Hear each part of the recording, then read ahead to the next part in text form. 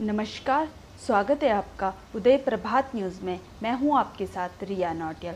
भू कानून उत्तराखंड में भू कानून की मांग लगातार उठाई जा रही है। यही एक लड़ाई है जो अपने हक और अपने अधिकार की लड़ाई है।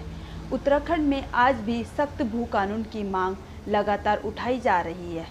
जानते हैं कि लगातार प्रदेश में जो जनता है और जो विभिन्न संगठन है वो हिमाचल की तर्ज पर भू कानून लागू करने की मांग करते रहे हैं। तो हम लोगों ने जो हिमाचल का भू कानून है उसका भी विस्तृत रूप से अध्ययन किया और उसमें जो प्रावधान हमको उचित लगे, कई प्रावधान तो हमारे पहले से मौजूद थे जो हिमाचल के अनुरूप थे, लेकिन उसमें हिमाचल के जो प्रावधान है उनमें जो हमारे वर्तमान में जो प्रावधान नहीं थे उन प्रावधानों को भी हमने सम्मिलित करने का प्रयास किया है और उस अनुरूप भी हमने कई संस्तुतियां उसमें दी हैं और खास करके उद्योगों को बढ़ावा देने के लिए उद्योगों में रोजगार कैसे बढ़े, इस तरीके के कुछ हमने सुझाव सरकार को दिए हैं और हमें उम्मीद है कि जो हमने सुझाव दिए हैं उन पर सरकार निश्चित रूप से गहन अध्ययन कराएगी और उनको प्रदेश हित में लागू कराएगी।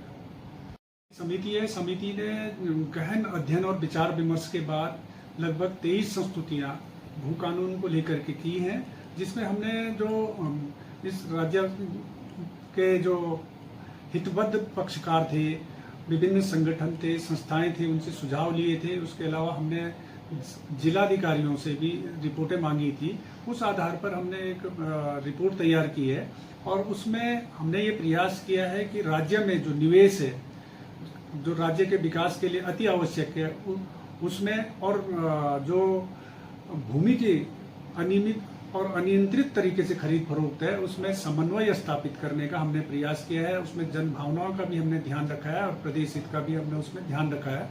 हमने आज माननीय मुख्यमंत्री जी को अपनी रिपोर्ट सौंप दी है और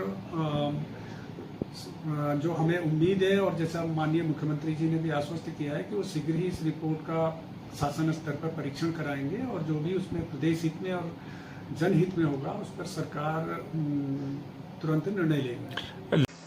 उत्तराखंड में भू कानून के लिए गठित की गई कमेटी ने अपनी रिपोर्ट मुख्यमंत्री पुष्कर सिंह धामी को सौंप दी है।